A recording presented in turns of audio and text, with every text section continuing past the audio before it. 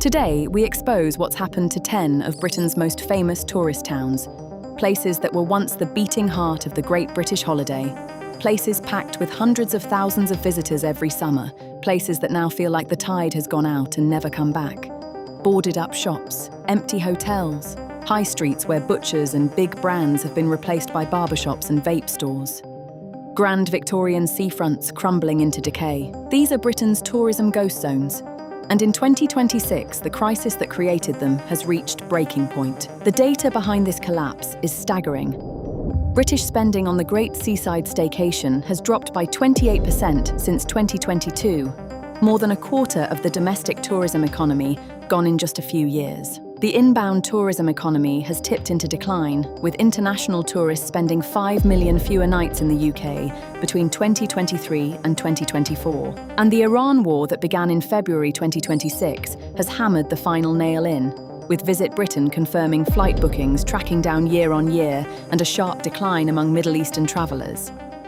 The towns that depended on tourists, that built their entire economies on the British seaside holiday, have been left stranded. Let me be straight with you, the way British front media always is. Most of these aren't technically cities, and most didn't collapse overnight. They've been declining for decades. But the tourism crash is the root cause of every one of them, and the 2026 squeeze has turned slow decline into something that genuinely feels like abandonment. As one think tank put it, these are communities hollowed out by decades of neglect, underinvestment and poverty, hidden behind the bright paint and the summer crowds. We've spent days digging through New Economics Foundation analysis, Visit Britain forecasts, LSE research, council footfall reports, and local journalism to map the 10 worst tourism ghost zones in Britain right now. The pattern is heartbreaking, it's infuriating, and it tells you exactly what happens when a town's entire economy is allowed to rot. But before we get into it, if you grew up in one of these towns, if you've watched your seafront crumble, or if you simply love the British seaside and want it saved, hit that subscribe button right now. We're British Front Media, and the government has spent years pretending these places don't exist. We have you. Every subscriber, every share, every comment forces the truth higher up the algorithm. So subscribe. Drop a comment with your town. Let's expose what's really happening. Number 10, Weymouth, Dorset. A classic Georgian seaside resort that hosted the 2012 Olympic sailing events and is now struggling badly. Retail experts have warned for years that the town was, in the blunt words of one business author, committing suicide, with empty units scarring the high street. Despite millions invested in infrastructure, the retail heart of Weymouth has drooped and withered. The tourism that should sustain it is too seasonal, too weather-dependent, and too thin to keep the town centre alive through the long winters. Number 9, Great Yarmouth, Norfolk. Once one of the most popular resorts on the East Coast, Great Yarmouth was singled out by the Centre for Social Justice as one of 5 coastal towns trapped in a cycle of poverty, becoming dumping grounds for vulnerable people as cheap converted holiday accommodation attracted those with nowhere else to go.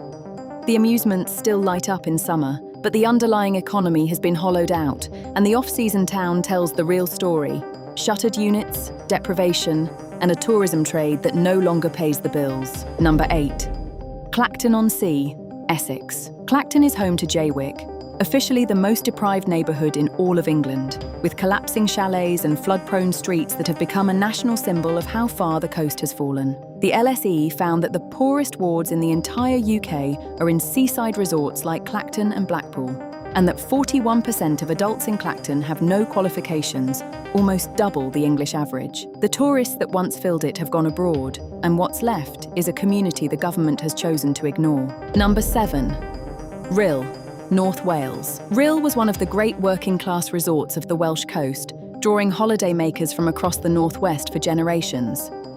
Today, it's another of the 5 towns the Centre for Social Justice identified as caught in severe social breakdown, where former hotels and boarding houses have been carved up into cheap bedsits. The collapse of the British seaside holiday gutted Rhyl's reason for existing, and decades of poverty attracting poverty have done the rest. Number 6, Minehead, Somerset. Minehead, on the edge of Exmoor, is one of the seaside resorts the LSE explicitly named among England's severely deprived coastal communities. Its economy leans heavily on a single holiday camp and seasonal tourism. And when that tourism contracts, as it has sharply since 2022, there is almost nothing underneath to catch the town. Poor transport links, an ageing population, and seasonal-only work leave Minehead acutely exposed to the staycation collapse. Number 5. Paignton, Devon. Part of the English Riviera, Paignton should be thriving. Instead, locals describe it as having become a ghost town.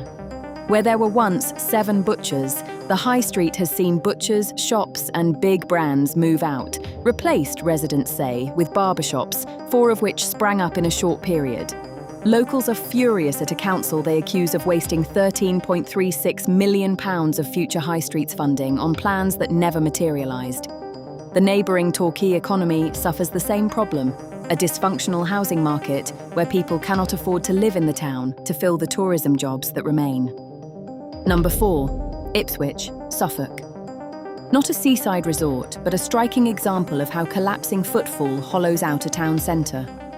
Council figures revealed footfall in Ipswich plummeted by a third in a single year, from 949,995 visitors in 2023 to just 679,077. The number of vacant shop units on the high street reached almost 100, up from 63, and empty properties cost the council over £55,000 in lost business rates. A boarded-up former department store with the words "department store" still hanging over the door has become the defining image of a town centre emptying out. Number 3. Margate, Kent. Margate has been the poster child for high street collapse since retail guru Mary Portas was sent there by the government, finding it had one of the highest proportions of empty shops in the country. It has seen pockets of arts-led regeneration, but the old town and the wider economy remain fragile. Margate is the cautionary tale. Even when a struggling resort attracts trendy newcomers and a gallery or two, the underlying tourism economy that once employed the whole town does not simply come back. Number 2. Morecambe, Lancashire. Morecambe sits in the shadow of its more famous neighbour, sharing the same brutal story. Former hotels and boarding houses sold off to developers and converted into cheap bedsits, attracting people down on their luck in search of better prospects that never arrive. The faded grandeur of its seafront, the empty units, and the seasonal-only economy make Morecambe one of the clearest examples of a town whose entire purpose, the seaside holiday, was taken away and never replaced. Number 1. Blackpool, Lancashire. And the ultimate British tourism ghost zone is the resort once called one of the wonders of the world. In its heyday, 100,000 visitors descended on Blackpool every single week. Then, cheap Mediterranean package holidays arrived, and the tourism that built the town collapsed from the 1970s onwards. What was left was an ageing infrastructure of guest houses no longer required, converted into rented bedsits and flats in one of the densest, greyest urban environments in England. The consequences are devastating. Blackpool has the highest rate of children in care in England, 218 per 10,000, more than 3 times the national average, and the highest rate of deaths from drug misuse in the country. The Financial Times documented the perverse spiral perfectly. The healthy and skilled young people leave, while the long-term unemployed and chronically ill move in, drawn by the cheapest housing in Britain. Here's the cruel twist. Blackpool actually still tops staycation booking charts, recently ranking above New York and Benidorm as a destination for British travellers. But popularity as a cheap day trip destination doesn't rebuild a hollowed-out economy. The visitors come, spend little, and leave, while the town itself remains one of the most deprived places in the entire United Kingdom. Why this is happening? The forces creating these ghost zones are structural and reinforcing. First, the death of the British seaside holiday, killed stone dead by cheap flights and Mediterranean package tours from the 1970s onwards, removed the entire economic foundation of these towns and was never replaced. Second, geography works against them. Most coastal towns sit in outlying areas with poor transport links that cut residents off from jobs and education. Third, the reliance on seasonal domestic tourism, easily wrecked by weather and recession, makes these economies dangerously fragile. Fourth, The conversion of old hotels into cheap bedsits has concentrated deprivation, creating the poverty-attracting poverty cycle. And fifth, the 2026 squeeze, the 28% collapse in staycation spending, the Iran war hit to inbound tourism, and a hospitality sector closing 3.4 venues a day has turned a slow decline into an acute crisis. The LSE's verdict is damning. Seaside deprivation is regional inequality hiding in plain sight, met with striking complacency and indifference from central government. What this means for you? 3 things to take away. First, understand the connection to everything else we cover. These tourism ghost zones are inseparable from the housing crisis. Cheap converted bedsits, out-of-area placements of vulnerable people, and collapsed property values all flow from the same tourism failure. When a town's visitor economy dies, its housing market, its high street, and its social fabric die with it.